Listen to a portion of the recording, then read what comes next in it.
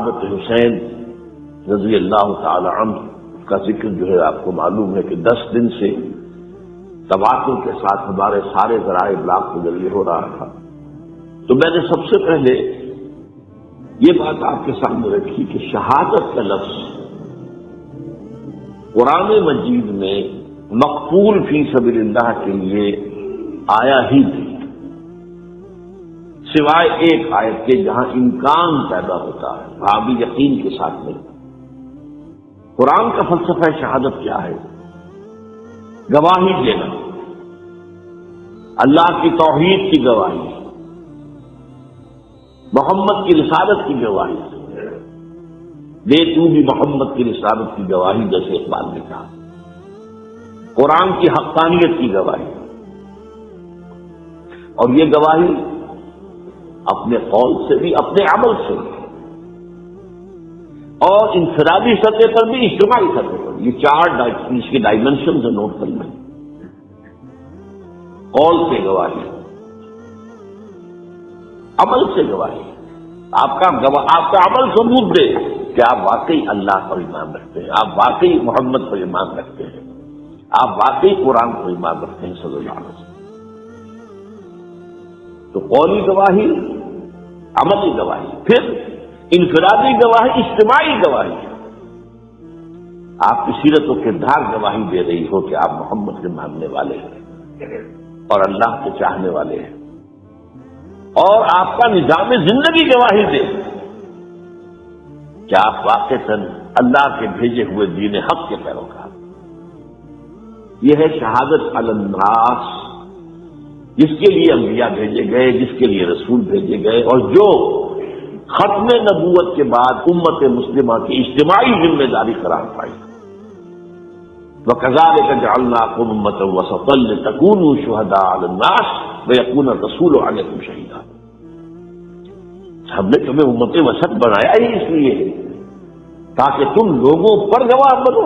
وہی گواہی انفرادی، اجتماعی، قولی، عملی، اور ہمارے رسول صلی اللہ علیہ وسلم تم پر گواہ بن جاتے ہیں. تو یہ ہے فلسفہ. اصل میں قرآن کا فلسفہ شہادت یہ ہے. ہوتا یہ ہے کہ ایک لفظ کسی اور معنی میں زیادہ مشہور ہو جائے تو اصل معنی جو ہے وہ پس منظر میں چلے جاتے ہیں، وہ ذہن سے نکل جاتے ہیں. شہادت کا یہ مفہوم سامنے ہے ہی نہیں. شہادت کا مفہوم مقبول فی سبیل اللہ حال یہ ہے، یہ نوٹ کر لیجیے. قرآن مجید میں بھی ایک آیت میں نے آج پڑھی ہے آپ کے سامنے. ویسے 9 کے جمعے میں میں نے کئی آیات سنائی تھی جو اس موضوع کو متعلق جو میں نے ابھی بیان کیا، لیکن ایک آیت سورہ آل عمران کی ہے، آیت نمبر 140. اس میں اس کا امکان ہے کہ اللہ کی راہ میں قتل ہونے والے کو شہید قرار دیا جائے. اور اس کی بات بھی واضح ہے، جس نے اپنی زندگی میں قولاً عملاً اللہ کی گواہی دی ہو، وہ اگر کسی کام کے لیے شہید ہو جائے تو گویا کہ، اگر قتل ہو جائے تو گویا کہ اب اس کی گواہی مسلم ہو گئی، اب طے ہو گئی، اب اسے یہ خطاب مل سکتا ہے کہ یہ اللہ کا گواہ ہے. اس معنی میں یہ آیت جو ہے آیت نمبر 140 سے سورہ آل عمران کی. اور اس کا پس منظر کیا ہے؟ مسلمانوں کو عارضی شکست ہو گئی تھی غزوہ احد میں، جھٹکا لگا تھا، 70 صحابہ شہید ہو گئے تھے. تو لوگوں کے دل زخمی تھے صحابہ کرام کے. ظاہر بات ہے حوصلوں میں بھی پستی پیدا ہوتی ہے وقتی طور پر. بربنائے کب بشری اور انسان متاثر ہوتا. حضرت عمر نے تلوار پھیر دی تھی جب یہ خبر اڑ گئی کہ حضور شہید ہو گئے، تو تلوار پھیر کر بیٹھ گئے. اب کیا کے لیے لگے؟ ایسی کیفیت عارضی طور پر ہو جاتی ہے. اس میں فرمایا گیا کہ گھبراؤ نہیں، یہ تو دن ہے جنہیں ہم الٹ کے پھرتے رہتے ہیں، اوپر نیچے 80-100 ہوتا رہتا ہے، اوپر نیچے اوپر نیچے. تلک الايام نداولها بین الناس. اور اسی سے ہم آزمائش کرتے ہیں تاکہ ہم دیکھ لیں کہ کون ہے واقعتاً جو ایمان والے ہیں، جو نامساعد حالات میں بھی ڈٹے رہتے ہیں، کھڑے رہتے ہیں، جمے رہتے ہیں. اور اللہ تم میں سے کچھ کو اپنا گواہ بھی بنا لے. یہاں اس گواہی سے مانی اللہ کی راہ میں قتل ہو جانے کے لیے جا سکتے ہیں. البتہ احادیث کے اندر یہ لفظ بکثرت آیا ہے، لیکن آیا ہے استشہاد کے حوالے سے، باب استفعال سے. شہید یا شہدوں کے معنی تو موجود ہونا، استشہد یستشہد استشہادن، کسی کو گواہ بنا لینا، لیتخذ منکم شہداء، استشہد وہ گواہ بنا لیا گیا، اس کی گواہی گویا کہ اللہ کے حق قبول ہو گئی۔ پھر پچھلے جمعے میں ہم نے اس دوسری قسم کی جو شہادت ہے اس کے ضمن میں خلفائے ثلاثہ کی شہادت کا ذکر کیا تھا، اور اس کے تاریخی پس منظر کو سمجھنے کے لیے کہ یہ چیزیں جو ہے منطقی طور پر یہ لڑیاں ایک دوسرے سے ملی جلی نظر آئے، معلوم ہو کیا منطقی ربط ہے۔ تو وہ جو فلسفہ میں نے بیان کیا کہ خود حضور کی سیرت اور قرآن مجید کا بھی اصل فہم حاصل نہیں ہو سکتا جب تک کہ یہ سامنے نہ ہو کہ آپ کی جد و جہد ایک انقلابی جد و جہد تھی، اور آپ نے بالفعل ایک انقلاب برپا کیا، نظام قائم کیا۔ کہاں وہ قبائلی زندگی، کہاں مرکزی نظام کے تحت زندگی، وہ سارا کا سارا جو دین حق کا نظام ہے وہ ناقص، اللہ کی حاکمیت، پوری شریعت محمدی کا نفاذ، یہ کارنامہ ہے محمد رسول اللہ کا صلی اللہ علیہ وسلم۔ اس کے اعتبار سے سمجھنا چاہیے کہ ہر انقلاب کے بعد کاؤنٹر ریولیوشنری موومنٹس اٹھتی ہیں لازماً۔ انقلاب جب قریب ہوتا ہے کامیابی کے تو جو مخالفین ہوتے ہیں انقلاب کے وہ ذرا دبک جاتے ہیں، وہ جس کو میں نے کہا تھا نیمی پا لینا، بھائی ذرا سر جھکا دو، اس لیے کہ اب اس نو یوز کنٹینیو ریزسٹنس، اب آپ نہیں کر سکتے مقابلہ۔ یہ کیفیت شروع تو ہو گئی تھی فتح مکہ کے بعد سن 8 رمضان مبارک میں، پھر اگلے سال جب آیات آ گئی سورہ توبہ کی، اس کے بعد ظاہر بات ہے کہ آخری چیلنج دے دیا گیا 4 مہینے کی مہلت ہے، یا ایمان لاؤ یا قتل کر دیے جاؤ گے، یا تیسرا آپشن جو ہے نتیجے تک نکلتا ہے کہ اس ملک کو چھوڑ کے دفاع ہو جاؤ۔ تو اس کے بعد جو ہے یدخلون فی دین اللہ افواجا، آپ کے فوج در فوج داخل ہو گئے، لیکن اس کے بعد پھر کاؤنٹر ریولیوشنری موومنٹ شروع ہو جب اس کو ختم کرنے کے لیے۔ اور میں نے عرض کیا آپ سے کہ چونکہ سب سے بڑی ایگریوڈ پارٹی کون تھی، سب سے زیادہ جس مذہب کا قلع کما ہوا وہ کون سا تھا؟ مشرکین عرب کا مذہب شرک، لہذا جزیرہ نمائے عرب ہی سے 2 مخالف انقلاب تحریکیں اٹھی، ایک جھوٹے نبی کھڑے ہو گئے اور منکرین زکات کھڑے ہو گئے۔ اسے کہا گیا ارتداد عمومی، تقریباً پورا عرب مرتد ہو گیا۔ جو یدخلون فی دین اللہ افواجا ہوئے تھے وہ یخرجون من دین اللہ افواجا بھی ہو گئے، حجاز کے چند شہروں تک اسلام محدود رہ گیا۔ یہ حضرت ابوبکر کی عظیمت اور ہمت، یہ اس کا ایک بڑا اہم بخشاں باب ہے جو انہوں نے آئرن ہینڈ کے ساتھ، حالانکہ وہ بڑے ضعیف الجسہ اور بڑے آپ کہیے رقیق القلب انسان تھے، لیکن یہ کہ اس وقت ان کی عظیمت، ان کی ہمت وہ بروئے کار آئی، اور ان دونوں تحریکوں کو آپ نے قوت کے ساتھ کچل کر رکھ دیا، اور گویا کہ اندرون ملک عرب، جزیرہ نمائے عرب، انقلاب محمدی کو اثر نو کنسولیڈیٹ کر کے عمر کے حوالے ہو گیا رضی اللہ تعالیٰ عنہ۔ اب حضرت عمر کے زمانے میں فتوحات تھا، اب دائرہ جو ہے اب اندر سے سکون، جزیرہ نمائے عرب کے اندر امن ہے، لہذا ساری توجہ خارج کی طرف ہوئی، اور اس میں سب سے زیادہ جس کو نقصان پہنچا وہ سلطنت ایران تھی، اگرچہ سلطنت روما کو بھی پہنچا، لیکن سلطنت روما 3 بر اعظموں پر تھی، شمالی افریقہ، مشرقی یورپ، مغربی ایشیا، شام کا علاقہ۔ لیکن سلطنت ایران جو ہے اس میں سے سلطنت روما کی ایک ٹانگ ٹوٹی تھی، یعنی ایشیائی جو مقبوضات تھے، باقی تو انٹیکٹ تھی۔ ایران جو ہے تہس نہس ہو گیا، ختم ہو گیا۔ یزغرد نے حضور کے نام مبارک کو چاک کیا تھا تو آپ نے فرما دیا تھا اس نے میرا خط نہیں چاک کیا، اپنی سلطنت کے پرزے اڑا دی۔ اب اس ظاہر بات ہے کہ اس پر جو اب وہاں سے جو کاؤنٹر ریولیوشنری موومنٹ آیا وہ ایرانین نیشنلزم کا تھا، ابو لولو فیروز اور اس کے پیچھے ہرمزان، یہ ایرانی سازش تھی جس نے کہ حضرت عمر کو شہید کیا رضی اللہ تعالیٰ، مسجد کے اندر نماز پڑھتے ہوئے 6 وار کیے۔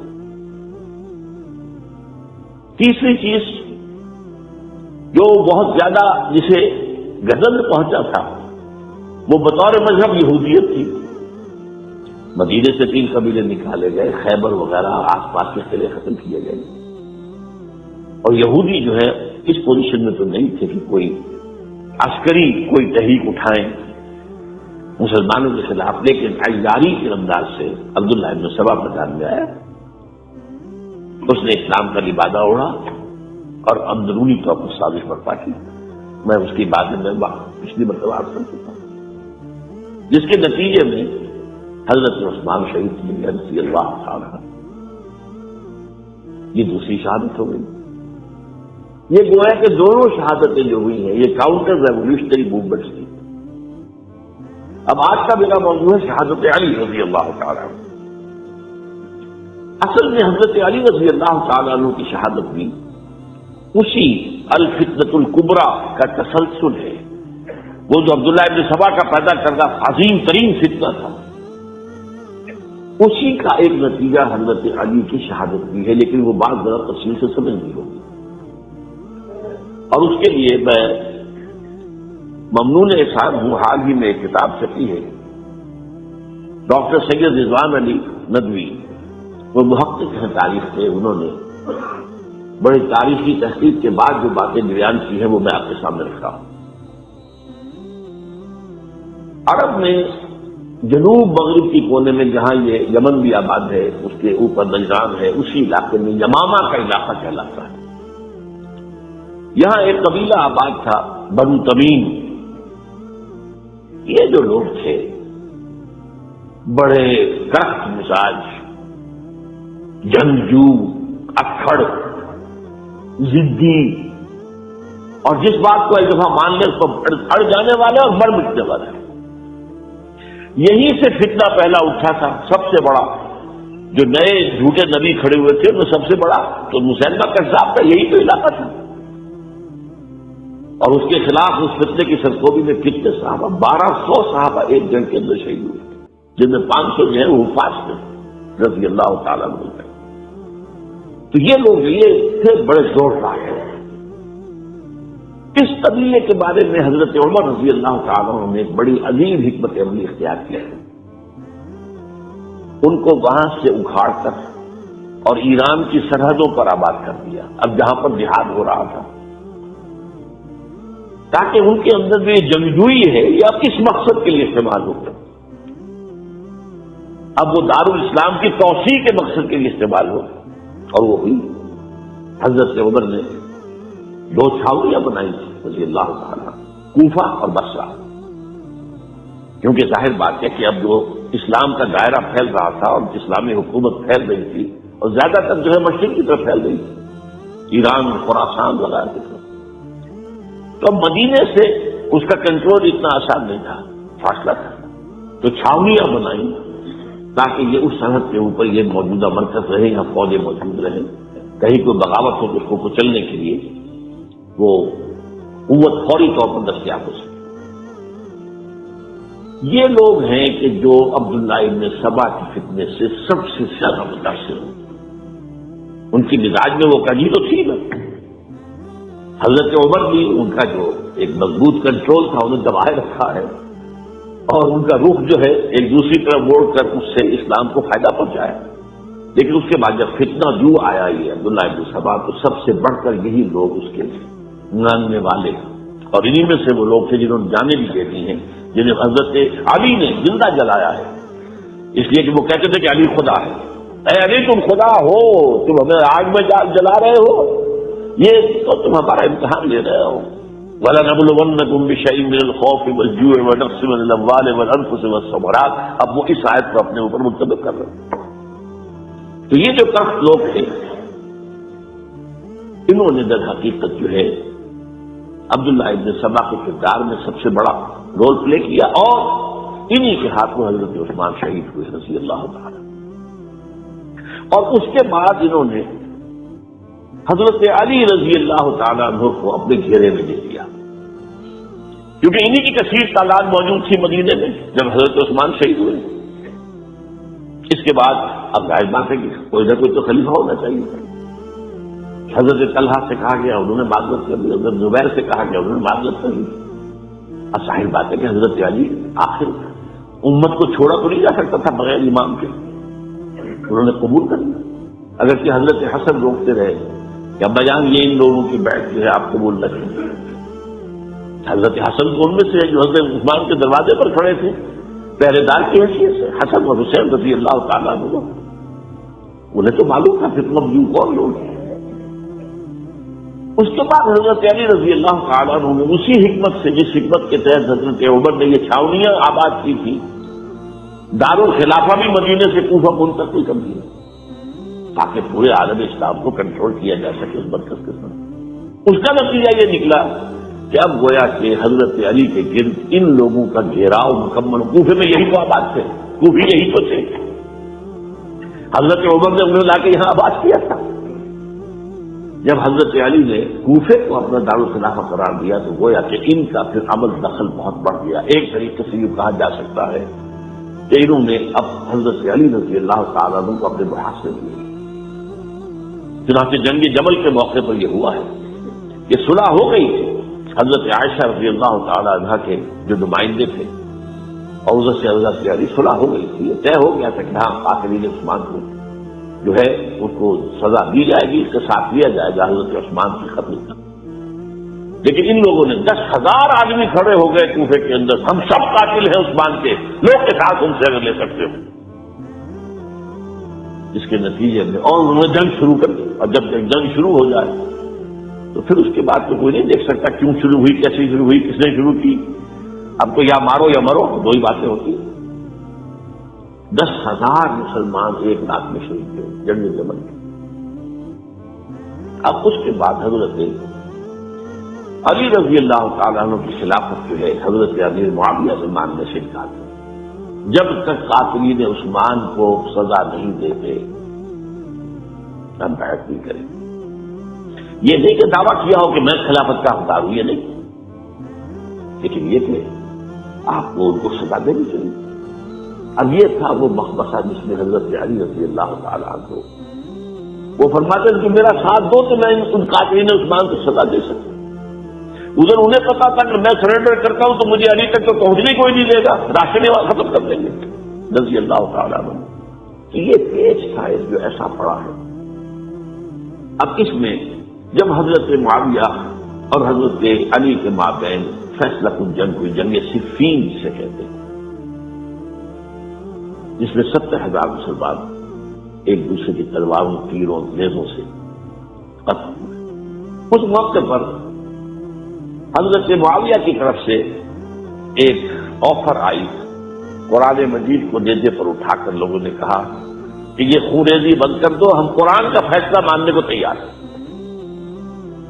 حضرت علی دیکھ رہے تھے کہ یہ اصل میں میری فتح کو شکست سے بدلنے کا پروگرام ہے، تقریب الفتح میری ہو چکی ہے، لیکن یہ جو طبقہ تھا یہ ان کا نہیں، بڑی ٹھیک بات کہہ رہے وہ، مان لیجیے ان کی بات، جنگ بند کی۔ انہوں نے ہی یہی لوگ تھے جنہوں نے مجبور کیا حضرت علی کو کہ وہ تحکیم پر رضامند ہو جائے۔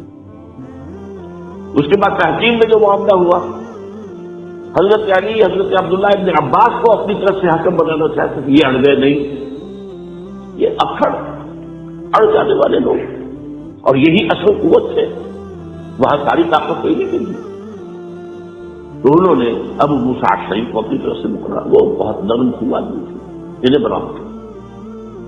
بہرحال جو بھی بات طے ہوئی، تاریخ کی روایتوں میں اختلاف ہو سکتا ہے، کہا یہ جاتا ہے کہ طے تو یہ ہوا تھا حکمین کے مابین، ادھر سے ابو موسیٰ اشعری، ادھر سے عمرو بن العاص رضی اللہ تعالی عنہ، کہ آپ اپنے جو کلائنٹ ہیں حضرت علی، آپ انہیں معزول کر دیجئے، میں معاویہ کو معزول کر دیتا ہوں، پھر جو ہے مسلمان فیصلہ کر لیں کسی اور کی عبادت۔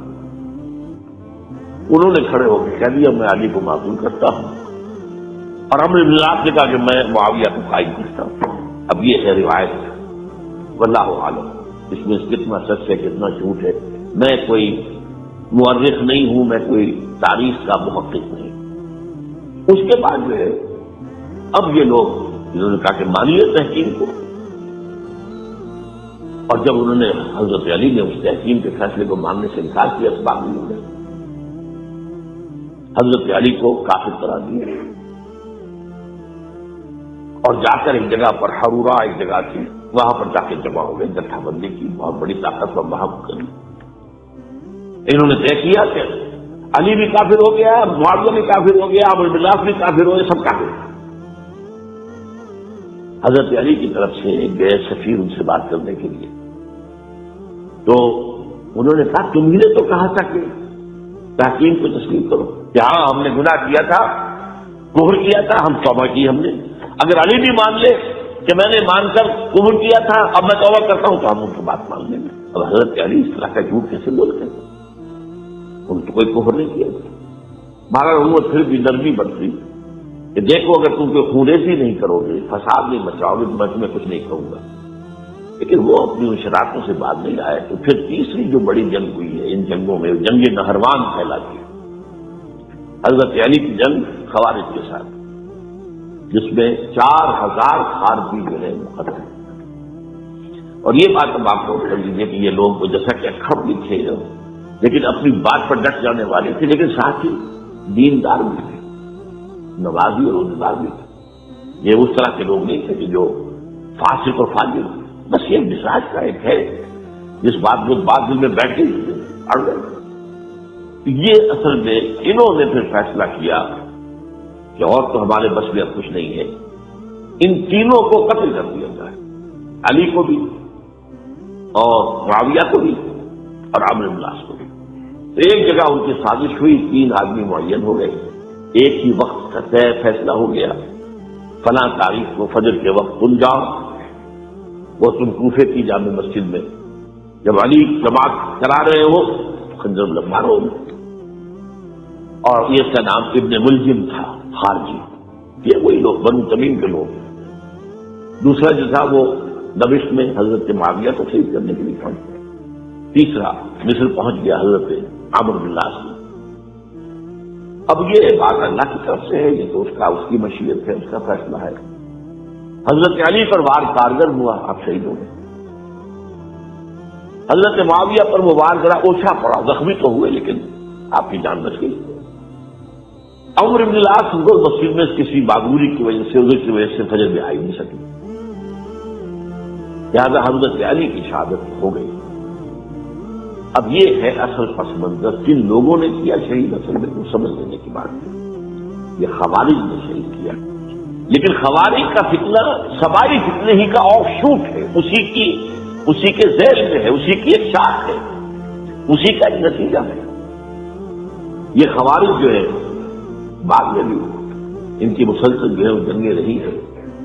بہرحال اس صورتحال کو یہ سمجھ لیجیے کہ یہ خلفائے ثلاثہ رضی اللہ تعالیٰ عنہ، حضرت عمر شہید، عثمان شہید، علی شہید۔ عجیب بات ہے کہ تینوں کا نام عین سے شروع ہوتا ہے، عمر عین سے، عثمان عین سے، علی عین سے، تینوں شہید ہوئے ہیں۔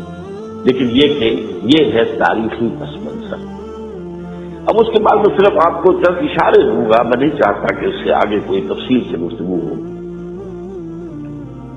حضرت علی کی شہادت کے بعد لوگوں نے، جبکہ ابھی حضرت علی زخمی تھے، انتقال نہیں ہوا تھا، آپ سے پوچھا کہ ہم حسن کے ہاتھ میں بیعت کر لیں رضی اللہ تعالیٰ۔ آپ نے فرمایا نہ، میں تمہیں اس کا حکم دیتا ہوں اور نہ روکتا ہوں، یہ تمہارا معاملہ ہے، امر المسلمین ہے، مسلمان فیصلہ کرنے جس کو چاہیں۔ چنانچہ حضرت حسن رضی اللہ تعالیٰ عنہ کے ہاتھ پر بیعت ہو گئی۔ اب معاملہ ٹھہرا حضرت حسن اور حضرت معاویہ کے مابین۔ 6 ماہ خلافت رہی ہے حضرت حسن کی رضی اللہ تعالیٰ، اور میں انہیں 5واں خلیفہ راشد مانتا ہوں۔ ابو بکر، عمر، عثمان، علی، حسن، انہوں نے کوئی اپنی قوت سے خلافت حاصل نہیں کی تھی، بلکہ مسلمانوں نے انہیں خلیفہ بنایا۔ لیکن یہ اس قدر صلح جو انسان تھے، بہت نرم طبیعت کے انسان، جب انہوں نے دیکھا کہ تو پھر خوریزی کا معاملہ ہو رہا ہے، ابھی معاویہ کے پاس 40,000 کا لشکر تھا، ان کے پاس ایک بڑا لشکر موجود تھا، بلکہ 40,000 ان کے پاس تھا، حضرت معاویہ کے پاس اس سے بڑا تھا۔ انہوں نے صلح کر لی حضرت معاویہ سے رضی اللہ تعالیٰ، اور وہ حدیث ان کے حق میں جو ہے پیشن گوئی تھی وہ پوری ہو گئی کہ حضور نے فرمایا کہ میرا یہ بیٹا مسلمانوں کے دو گروہوں کے مابین صلح کرائے گا۔ یہ سن 41 ہجری کا واقعہ ہے جب صلح ہو گئی اور حضرت حسن دستبردار ہو گئے اور امیر معاویہ کو خلاف خلیفہ تسلیم کر لیا گیا۔ اس کو عام الجماع کہتے ہیں، یعنی وہ انتشار اور تفرقہ جو سبائی فتنے سے شروع ہوا تھا، اگرچہ اس کا نقطۂ آغاز تو بالفعل بنا شہادت عثمان، پھر وہ جنگ جمل اور جنگ صفین اور جنگ نہروان، اور اس کا ایک نتیجہ جو نکلا وہ کیا تھا کہ اسلامی حکومت کی حدود کی جو توسیع ہو رہی تھی وہ عمل رک گیا۔ وہ تو خلفائے ثلاثہ، اب یہ ثلاثہ میں گن رہا ہوں، حضرت ابوبکر، حضرت عمر، حضرت عثمان، ان کے دور میں ساری توسیع ہوئی، فتوحات ہوئی۔ حضرت علی کا دور جو ہے سارا خانہ جنگی کی نظر ہو گیا۔ وہ خلیفہ راشد ہے، اس میں کوئی شک نہیں ہے، بہت عظیم شخصیت ہے، ہمارے نزدیک صحابہ کرام میں سوائے 3 کے سب سے بڑھ کر ہے، سب سے افضل ہے۔ ہاں، ابو بکر، عمر، عثمان ان سے افضل ہے ہمارے نزدیک۔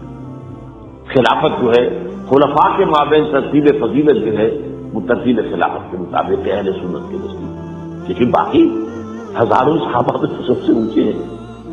اس حوالے سے حضرت علی کا کوئی قصور نہیں ہے رضی اللہ عنہ، ان کی کوئی کوتاہی نہیں، انہیں خلافت ملی ہی ایسے پرفتن دور میں۔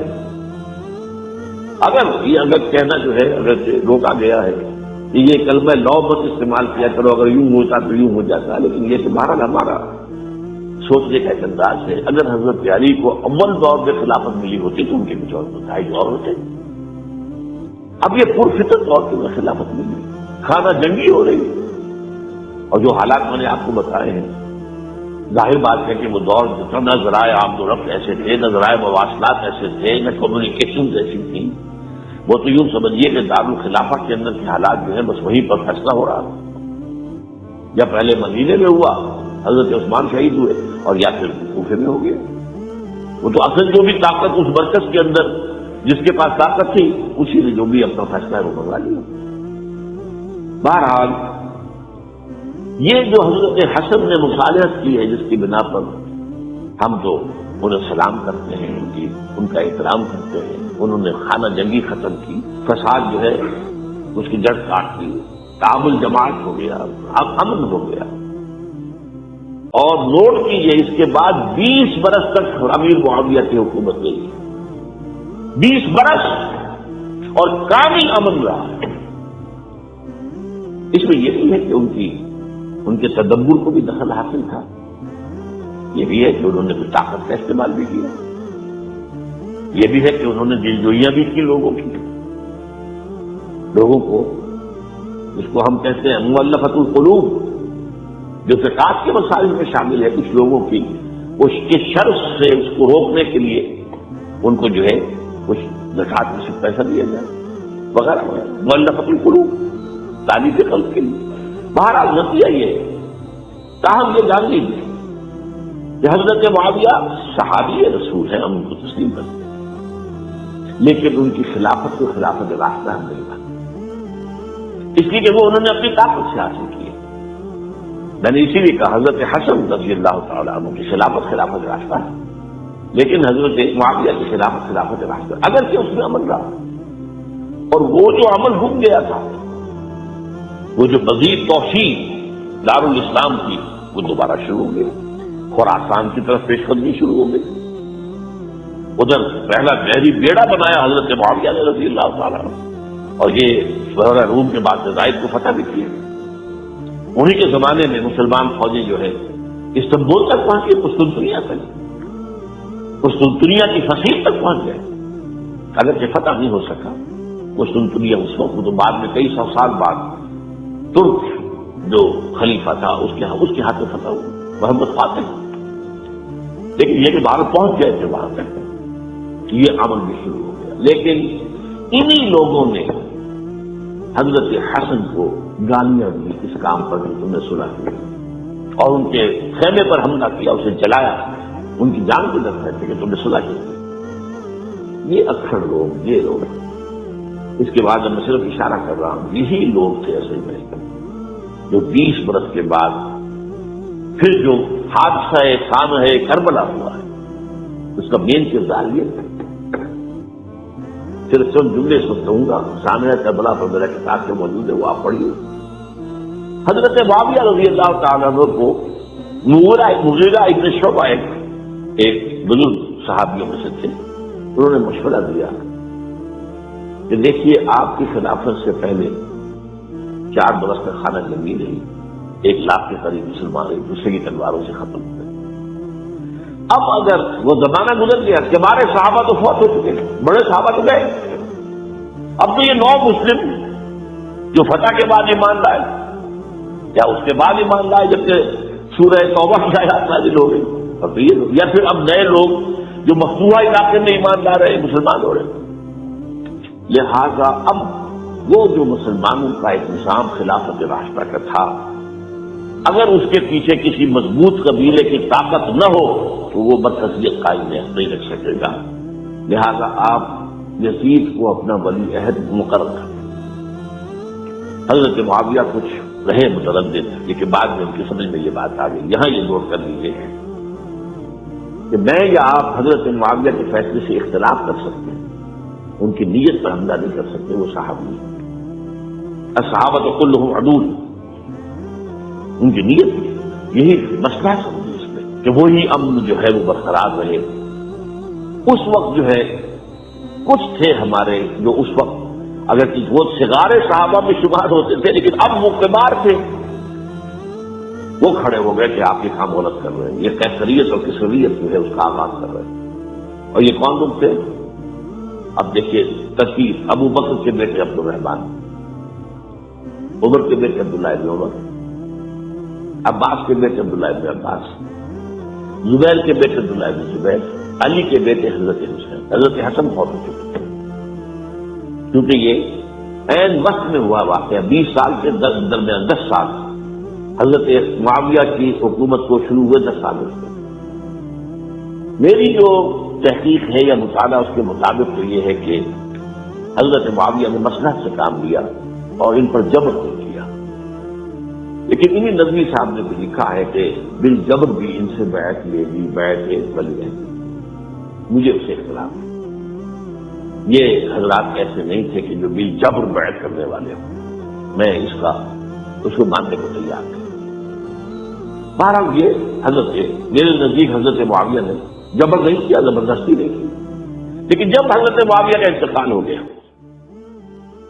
اب جو ہے معاملہ یہ پیدا ہو گیا کہ آپ بیعت کریں نہ کریں تو پھر جو ہے باغی شمار ہوگا۔ عبد الرحمان ابن ابو بکر رضی اللہ تعالی عنہ وہ فوت ہو چکے تھے، اب 4 رہ گئے تھے، عبداللہ ابن عمر، عبداللہ ابن عباس، یہ دونوں تھے جو عمر میں بڑے تھے، عبداللہ ابن زبیر اور حسین ابن علی رضی اللہ تعالی عنہ۔ ان چاروں نے کہا کہ کام غلط ہوا ہے یہ، لیکن اس کے بعد ایک تفریق ہو گئی۔ یہ جو دونوں بزرگ تر تھے حضرت عبداللہ ابن عمر، عبداللہ ابن عباس، ان دونوں نے کہا کام تو غلط ہے لیکن ایسا نہیں ہے جس کی بنا پر خونریزی کرائی جائے، مسلمانوں کا خون بہے، بغاوت کی جائے، ایسا نہیں۔ مطلب یہ کہ اس کے اندر مصلحت کا تقاضا یہ ہے کہ اس وقت جو ہے اس کو تسلیم کر دیا۔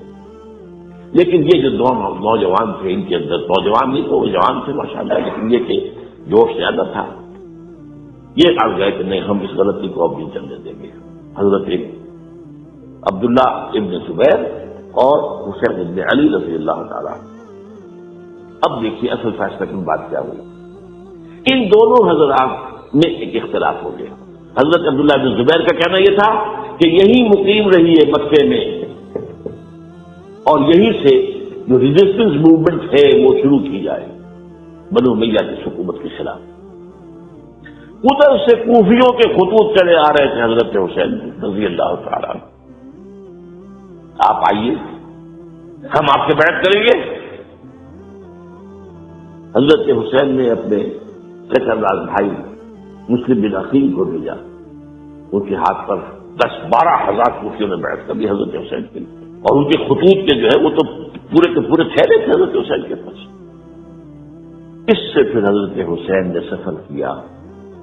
ادھر یہ ہوا کہ یزید کی طرف سے عبید اللہ ابن زیاد جو ہے گورنر بن کر آیا، اس نے جو تشدد کیا کوفیوں پر، سب نے بیعت توڑ دی، اور حضرت مسلم بن عقیل جو ہے ان کو شہید کر دیا۔ یہ خبر پہنچی ہے حضرت حسین کو، آپ اپنے درمیان میں سے سفر کے آپ نے مناسب سمجھا کہ میں واپس لوٹ جاؤں، لیکن حضرت مسلم بن عقیل کے بیٹے کھڑے ہو گئے کہ اب ہم قصاص لیے، ہمارا باپ شہید کیا گیا، قصاص لیے بڑا نہیں جائے گی، اب یہ مروت کے خلاف تھا حضرت حسین کی کہ وہ ان کو چھوڑ دے۔ یہ وجہ ہے کہ وہ حادثہ پیش آیا، اور اس میں بھی اصل وجہ میں بتاتا ہوں، وہ یہ ہے کہ حضرت حسین نے جب وہ لشکر تھا کوفیوں کا، کوفی کو آئے تھے نا، وہی کوفی جنہوں نے بیعت کی تھی، وہی بیعت توڑنے والے تھے، وہی لشکر میں آئے تھے حضرت حسین کے خلاف۔ حضرت حسین نے وہاں میدان جنگ میں اعلان کیا، دیکھو فلاں ابن فلاں، یہ تمہارا خط ہے کہ نہیں، تم نے مجھے بلایا تھا، دیکھو فلاں ابن فلاں، تم نے مجھے دعوت دی تھی کہ نہیں، یہ دیکھو میرے پاس تمہارے خطوط جو ہیں تھیلے بھرے ہوئے موجود۔ اب انہیں اندیشہ یہ ہوا کہ اگر حضرت حسین کو کسی طرح بھی یزید تک پہنچ جانے دیا گیا تو ہمارا جو ہے بانڈا پھوٹ جائے گا، پھر ہماری خیر نہیں۔ ورنہ حضرت حسین نے کہا تھا دیکھو، یا مجھے واپس جانے دو، یا مجھے سرحدوں کی طرف جانے دو، میں کفار کے ساتھ جہاد کرتے ہوئے اپنی زندگی سر کر دوں گا، یا مجھے یزید کے پاس جانے دو، میں اس کے ساتھ اپنا معاملہ کر لوں۔ انہوں نے کہا کہ اگر یزید تک ان کی رسائی ہو گئی تو پھر ہماری خیر نہیں، تو انہوں نے نہ صرف یہ شہید کیا، وہی کوفی، وہی بنو تمیم کے لوگ، وہی اکھڑ، وہ نہ صرف یہ کہ شہید کیا بلکہ پھر خیموں کو آگ لگائی۔ کیوں لگائی؟ تاکہ وہ جو ڈاکومنٹری پروف تھا ان کے خلاف وہ ختم ہو جائے، ورنہ آگ لگانے کی کیا ضرورت تھی؟ انہوں نے اور تو کچھ نہیں کیا، یعنی وہ کام کو نہیں کیا کہ جو کسی مقتول کے ساتھ کیا جاتا ہے۔ حضرت حسین کے بیٹے بیمار تھے، حضرت علی بن حسین زین العابدین رحمۃ اللہ علیہ، انہیں شہید تو نہیں کیا۔ جو خواتین تھی جو ان کی کوئی بے حرمتی نہیں تھی، یہ نہیں کہا کہ اب یہ تو جیسے کہ خوارج کہتے تھے جو مسلمان کافر ہو گئے، مسلمان ہیں ان کے نزدیک کافر ہیں، ان کی بیویاں بھی حلال ہیں ہم پر، وہ تو کنیزیں ہیں، پھر فیصلہ یہ تو نہیں کیا۔ خیمے جلائے اس لیے ہے کہ وہ جو ثبوت تھا ان کے خلاف وہ ختم دیتا ہے۔ یہ حادثہ فاجعہ بھی در حقیقت اسی سلسلہ سمائیہ، وہ فتنہ جو ہے اسی کا ایک کرنی ہے، یہ ہے وہ ہماری